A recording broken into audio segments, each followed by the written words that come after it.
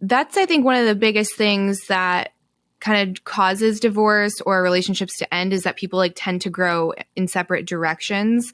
And like so much of it, it's like, can you control it? Can you control if your interests change? Can you control if your values change? So like, I think that's one of the number one conversations you have to have before you get married is like, do we align on values? And a lot of people don't want to have that conversation because like they're all like hot and into like the fun part of the relationship. And they're like, I don't want to ruin it by asking about like kids or like expectations as far as like housework and spending time together, love languages, all these things. So they're just going to like pretend that those things don't exist and we're just going to go with it because it feels right.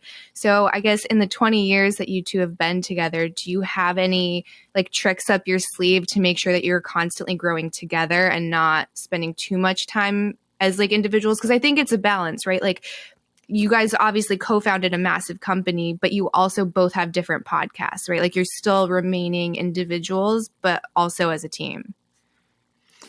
Candace, you're going right for like the deep end of the pool. Yeah, we're just jumping in. So we have all kinds of tools and tactics. And so we actually do a show together called Relationship Theory, where we talk about this stuff. And on the show, I'm always like, the way that people hear us talking now, which I'm sure sounds very clinical, they would laugh because that's actually how we talk. And so when we're like in a heated moment or something, we'll actually go back into, okay, what are we really talking about? What are the base assumptions? What's driving, like what insecurity have I triggered in you or have you triggered in me? And let's talk about it. Like, oh, this is why I'm actually upset. I'm upset because usually when you like really get worked up about something, somebody's pushing on an insecurity. Mm-hmm. And when people fail to translate that insecurity into words and can articulate, hey, you're doing this, saying this, whatever, it's making me feel this way. It's a way I don't like to feel. And so now I'm on the offensive. Mm-hmm. And when you can articulate that insecurity to each other, know that your partner isn't going to wield that as a weapon against you, which that is so huge. Mm-hmm. And something that thankfully my wife and I understood very early on was you can never, ever, ever, ever, ever, ever weaponize someone's insecurity against them. Mm. And the crazy thing is they'll give you a gift of revealing an insecurity to you one day. And then 6 months later, you'll get in an argument and I could win this argument if I remind them of this insecurity and they'll be done. And I'll have won the argument in no uncertain terms, but they'll never trust me again because they have opened themselves to such vulnerability and said, here is how you damage me. And they've given you that ability to damage them. Mm. And I have the chills. The whole thing about marriage is knowing that I don't care what weapon you give me. I don't even care what gnarly situation you put me in. I'm never, for my own sake, because of who I want to be, I will never weaponize that against you. Not in divorce, not literally. You could go have 86 affairs.